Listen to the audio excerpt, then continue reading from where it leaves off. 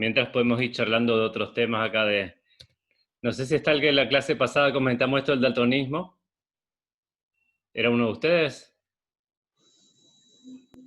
Sí, profe, era yo.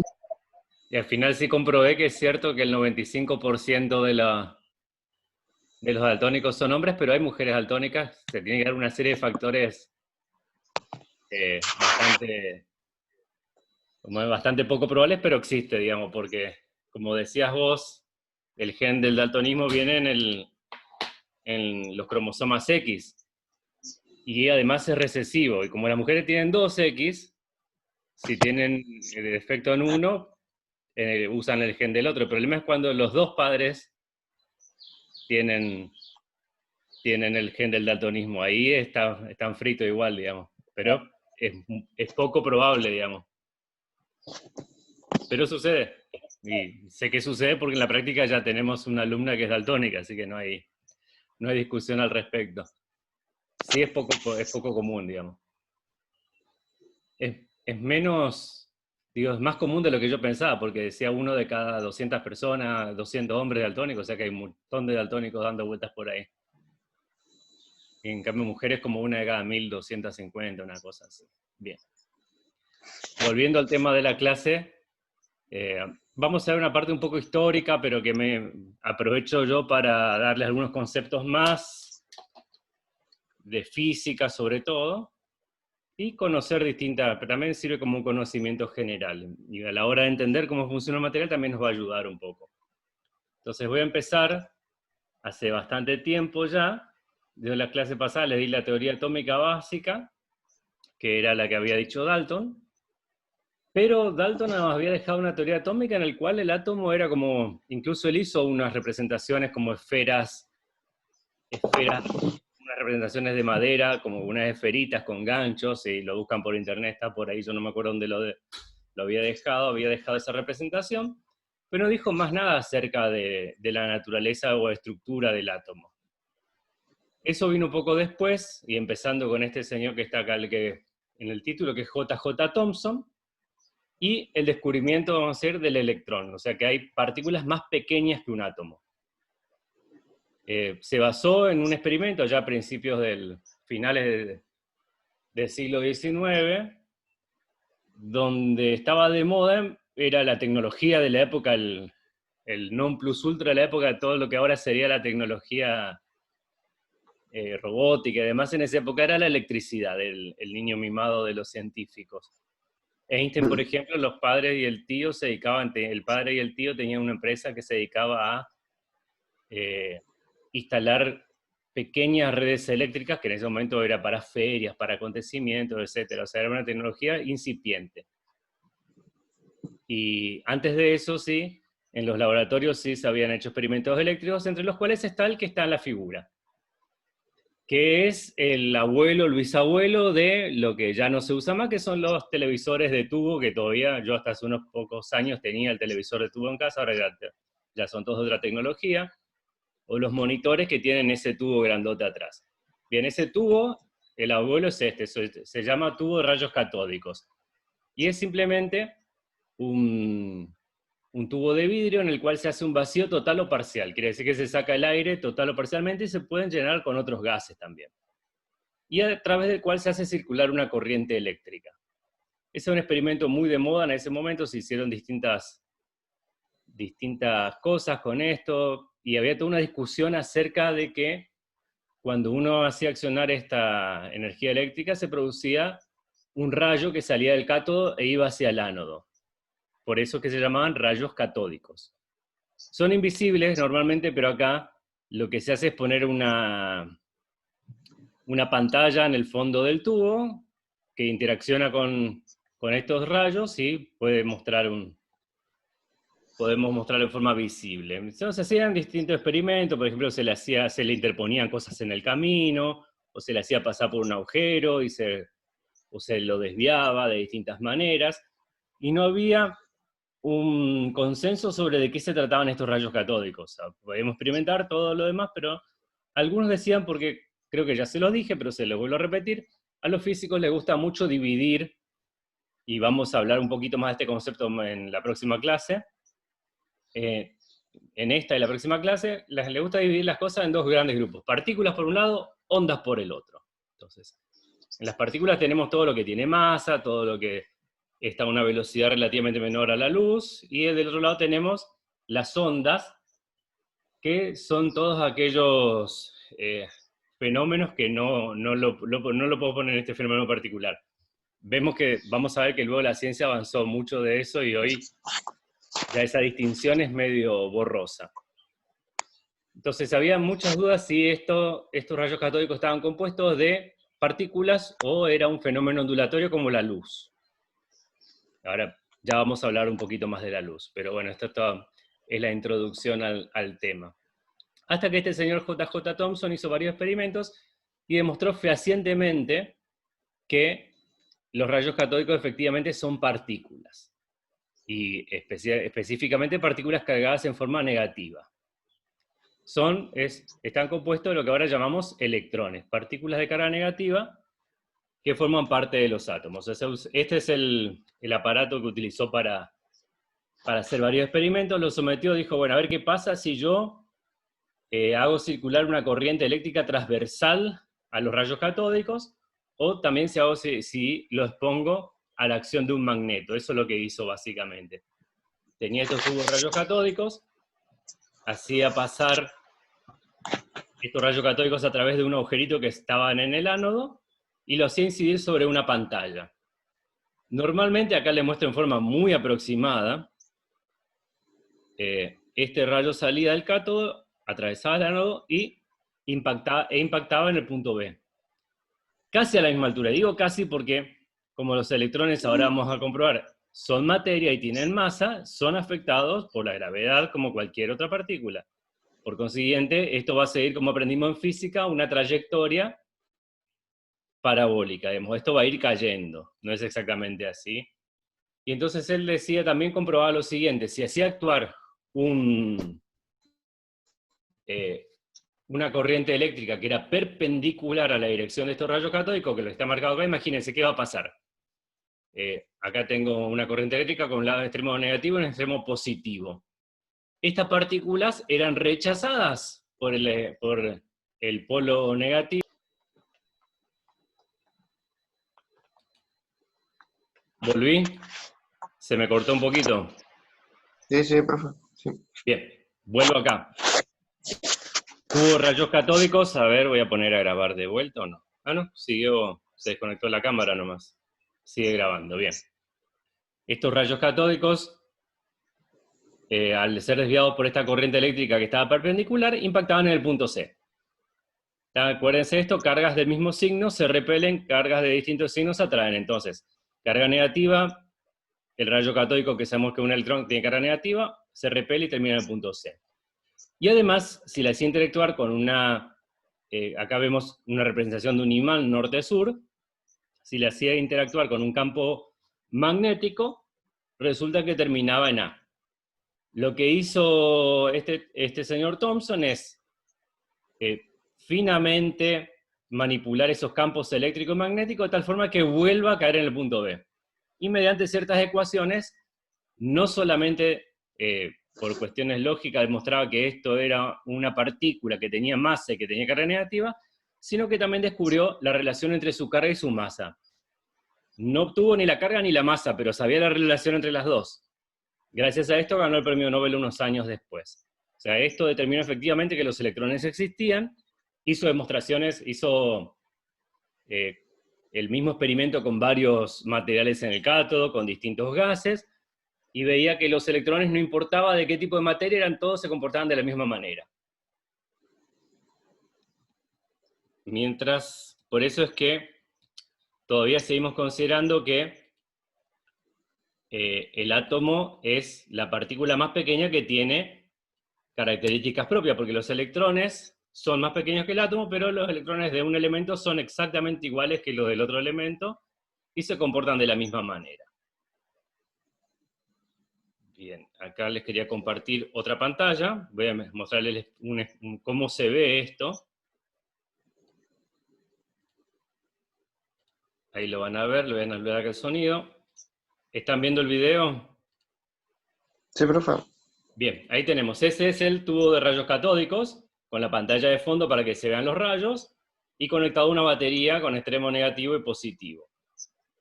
Me gusta siempre destacar en este video que el tema de la seguridad, que acá no lo tenemos tan incorporado, hasta para hacer este experimento, que parece que no va a pasar nada, tiene puestos los protectores oculares, digamos. O sea, como que hasta para mezclar agua con sal lo usan, digamos, una cultura de la seguridad, porque esto puede reventar y lastimarte los ojos, entonces tienen esa seguridad. Entonces es actuar, y ahí va a encender a ver la batería. Eso está mostrando las partes que yo les decía, la placa que tiene al final, y por fin accionamos el interruptor, y ahí están los rayos catódicos. Ven que sale del cátodo, va hacia el ánodo, y ven que no es perfectamente lineal porque, como les dije, esto tiene la acción de la gravedad. Y acá lo que le quería mostrar algo interesante, y que esto también mostró que efectivamente son partículas, es la interacción con un campo magnético. Agarra un pequeño imán,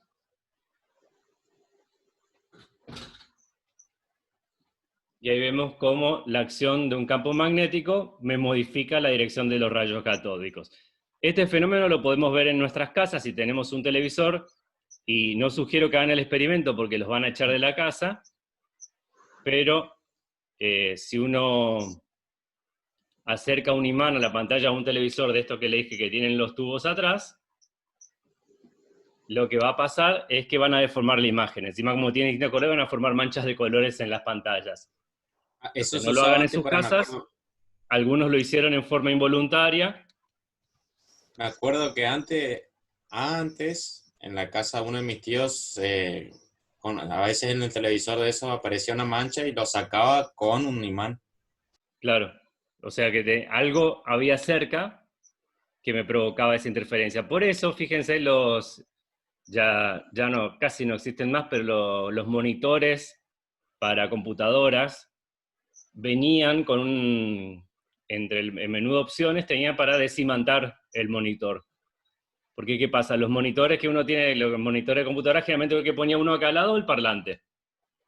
Los parlantes tienen un imán, así que se iba deformando la imagen y uno pensaba, no, mi monitor está roto, y en realidad lo que pasaba es que había que sacar ese campo magnético, volverlo a la normalidad. Digo, pero no, de todas maneras no lo intenten en sus casas. Ya no es lo mismo porque la tecnología de los televisores ahora es de otra manera.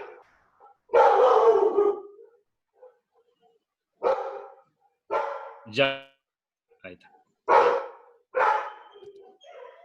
Esperen un poquito que parece que hay alguien.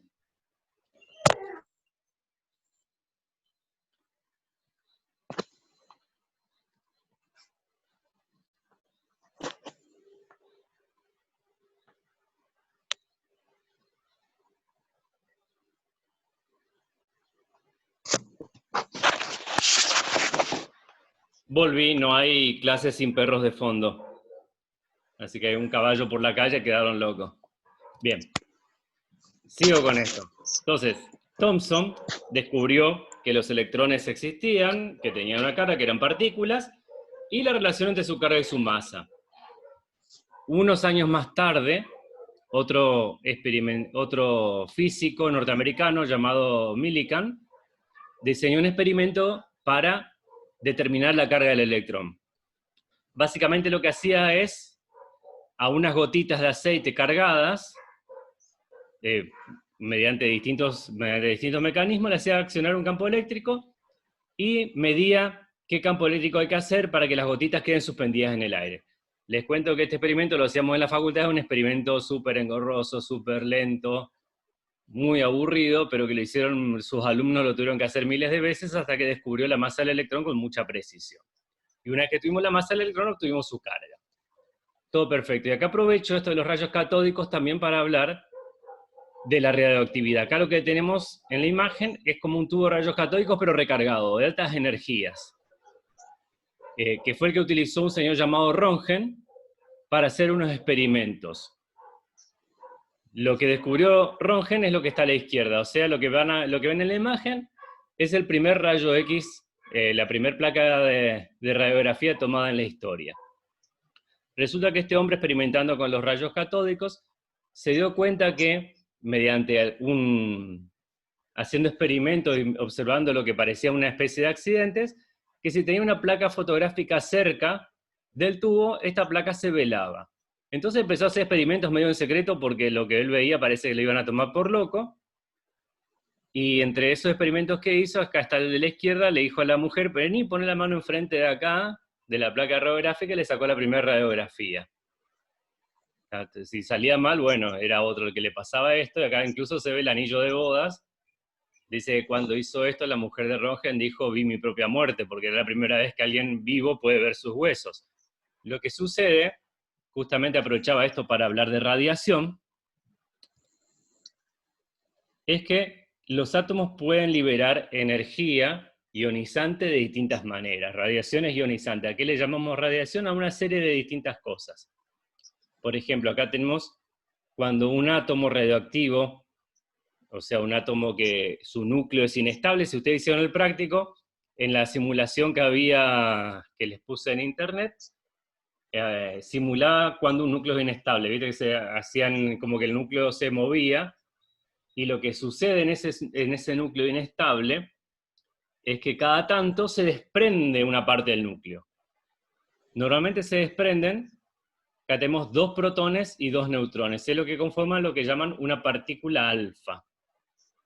Y eso se puede detectar, si ustedes vieron la película, ahora siempre les hablo del contador Geiger y nadie sabe muy bien de qué se trata, hasta que salió, no sé si vieron la serie de Chernobyl. ¿La vieron? No, profe. Todavía no. Bueno, les recomiendo que la vean porque es muy instructiva, además sobre la energía nuclear, y en una parte ellos tienen que decir, che, ¿hay escapa de radiación o no? Entonces va alguien con un aparatito llamado el contador Geiger, que parece como un micrófono que detecta estas partículas en el ambiente. Otro tipo de radiación ionizante puede ser la partícula beta, que básicamente es un electrón de alta energía. Y por último, entre estos cambios que suceden en el núcleo, por todo lo que sucede con un átomo radioactivo, también puede liberar ondas electromagnéticas, entre las cuales las más peligrosas son los rayos gamma, porque son rayos de alta energía que nos pueden atravesar de lado a lado. Y si alguien vio la serie va a ver que una de las características del envenenamiento por radiación son quemaduras muy grandes y que encima son interiores. Desde el cuerpo parece que desde encima radioactividad se almacena en los tejidos y como que te estás quemando desde adentro hacia afuera. Horrible lo que te puede llegar a pasar con este tipo de radiaciones. Bueno, los rayos X son uno de estos tipos de radiaciones electromagnéticas, solamente que no son tan graves. De todas maneras, uno se hace rayos X si realmente hace falta, digamos. Si ustedes fueron alguna vez a sacarse una radiografía, van a ver que los operarios se ponen un chaleco de plomo, te hacen todo de adentro de una cabinita, que esa cabinita tiene que tener paredes que también tienen plomo, para evitar que las radiaciones afecten, sobre todo al ADN. Entonces acá en este gráfico vemos las radiaciones, por ejemplo, si la radiación alfa son partículas muy pesadas, y por eso también son fáciles de detener. Una partícula alfa las detiene una hoja de papel, nuestra ropa lo puede detener. La radiación beta sí recorre un poco más, puede atravesar la ropa y nos puede atravesar, pero la piel más o menos las detiene.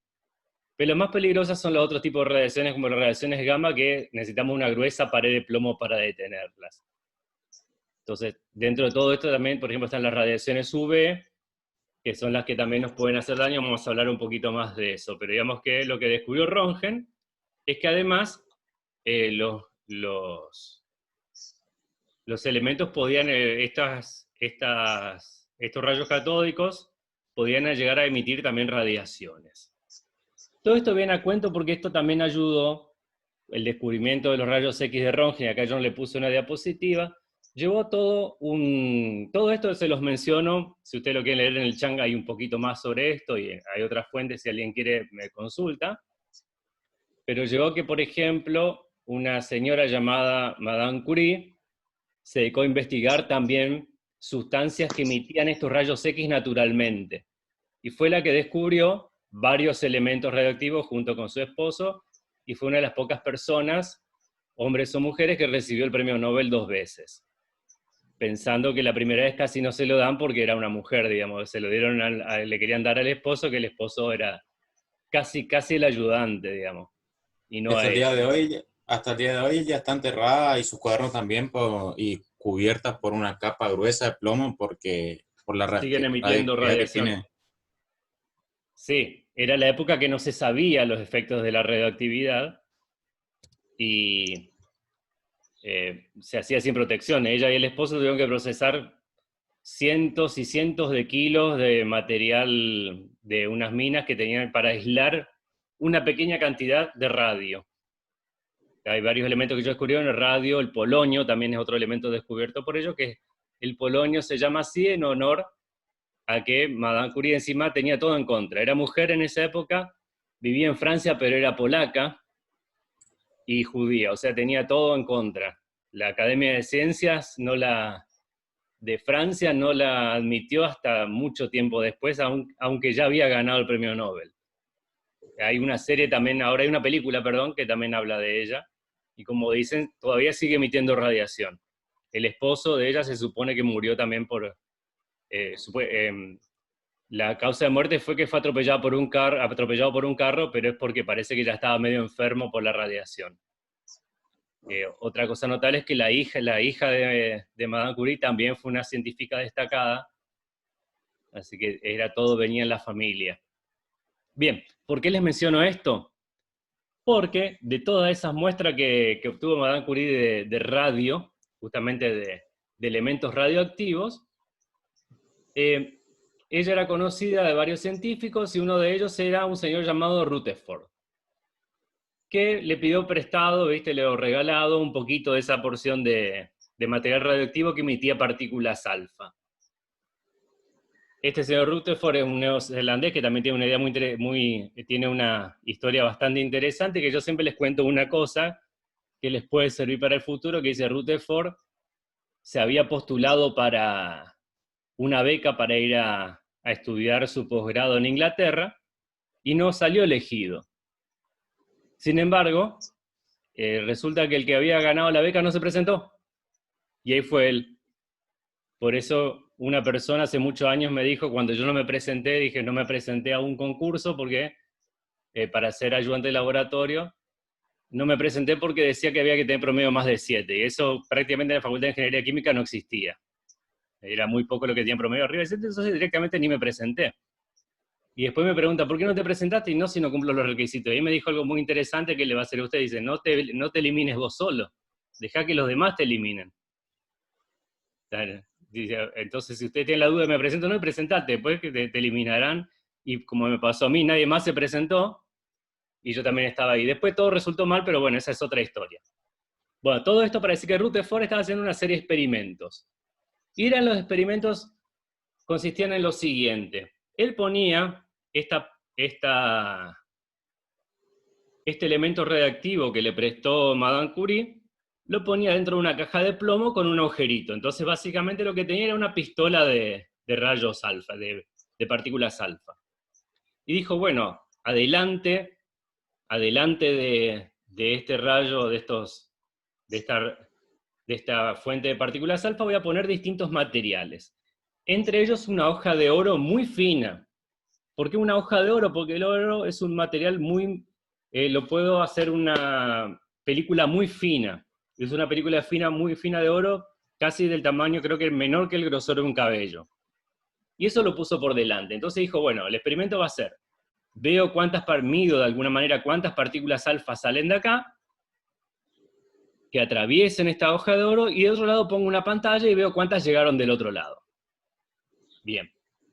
Entonces, imagínense que esto que le estoy contando parece fácil, pero el experimento real era el siguiente. Todo esto estaba dentro de un cuarto muy cerrado y oscuro, y había una persona que se tenía que sentar ahí y a contar cuántas partículas alfa impactaban de este lado.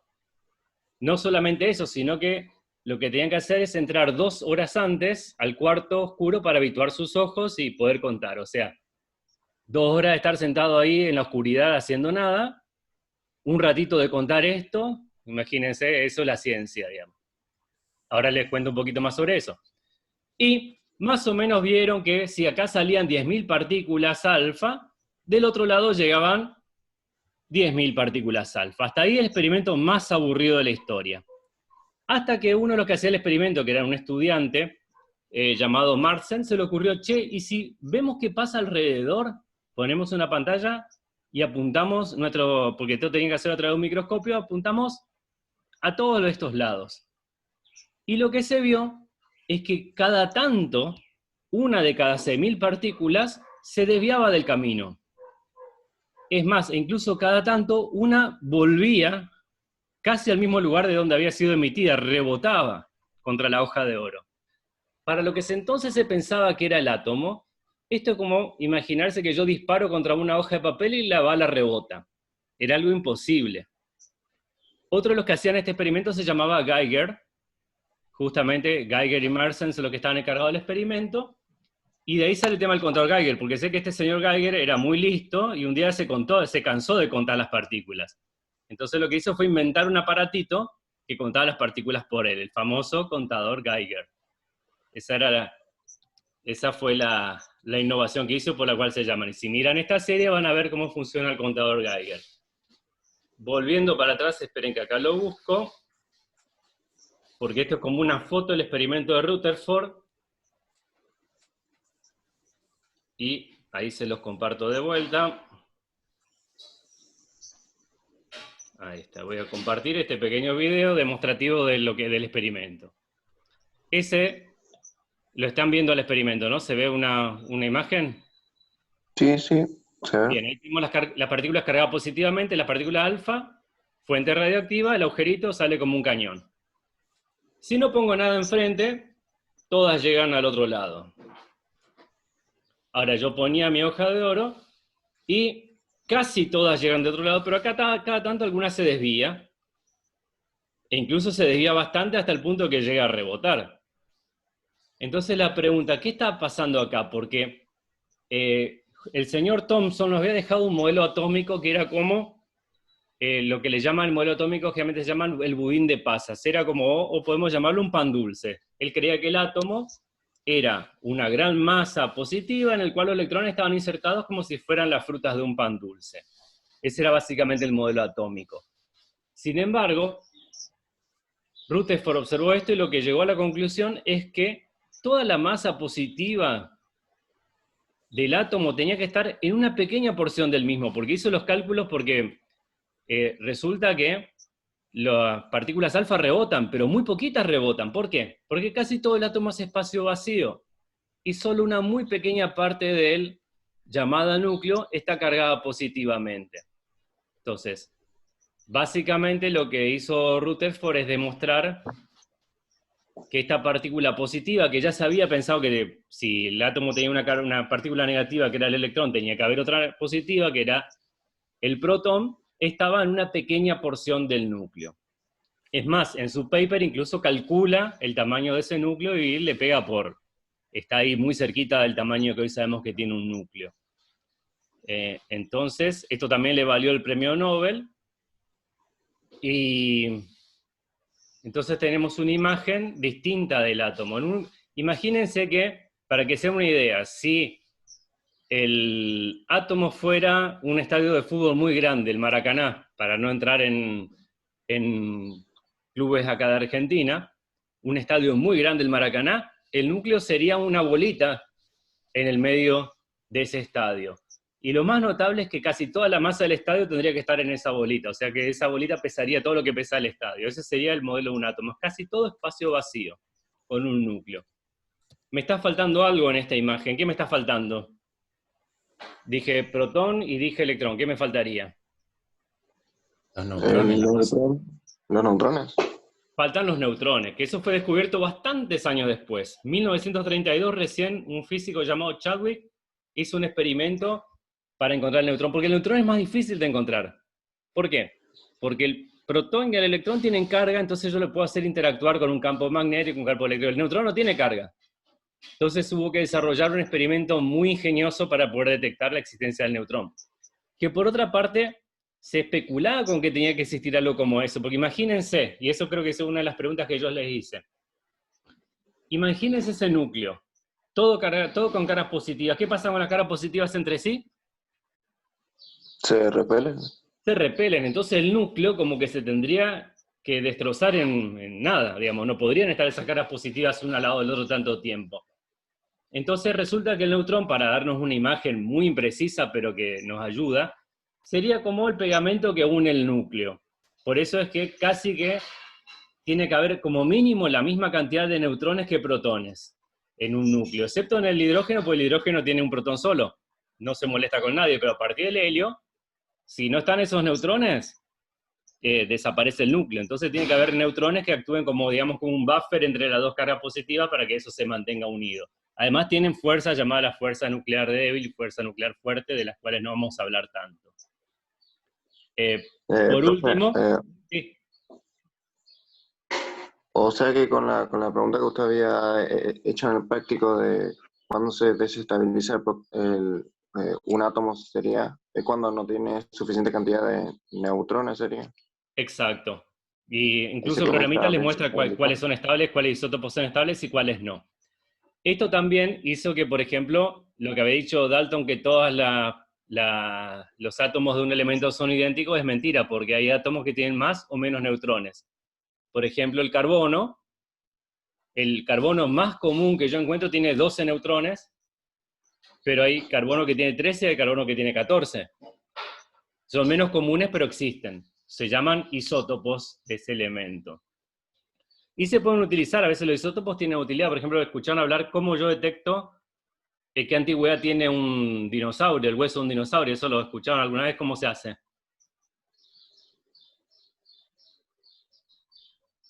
Si no lo escuchaban antes, yo puedo saber la edad que tiene un fósil mediante el proceso que se conoce como datación con carbono 14. ¿Qué es lo que sucede? El aire tiene una combinación de carbono 12, casi todo, perdón, los alimentos que ingerimos, no el aire, perdón, el aire también, pero a través del dióxido de carbono, los alimentos que ingerimos tienen un porcentaje muy grande de carbono 12, pero también algo de carbono 14. Y nosotros también respiramos, inhalamos, etc. Intercambiamos eso con el medio ambiente. Entonces tenemos esa proporción. Pero una vez que morimos, ya dejamos de intercambiar cosas con el medio ambiente. ¿Y qué pasa? Resulta que el carbono 14 se degrada más rápidamente que el carbono 12. Entonces, hay una ecuación matemática que nos permite decir, bueno, esto debería tener, 100 de carbono 14, pero tiene 90, entonces esto quiere decir que tiene 5.000 años de antigüedad. Hay toda una ecuación matemática que se puede hacer. Esto funciona para seres vivos, que alguna vez estuvieron vivos. También, por ejemplo, se puede saber el origen de una cerámica viendo la proporción de oxígeno 15 que tiene en comparación con el oxígeno 16. Son algunas de las cosas que se pueden hacer con los isótopos, y ni hablar de que el neutrón, fíjense la fecha que yo les dije, 1932 Chadwick descubre el neutrón. Estamos cerca de ¿dónde? ¿Qué evento mundial? 1932. ¿Qué sucede en poco tiempo? Segunda Guerra Mundial.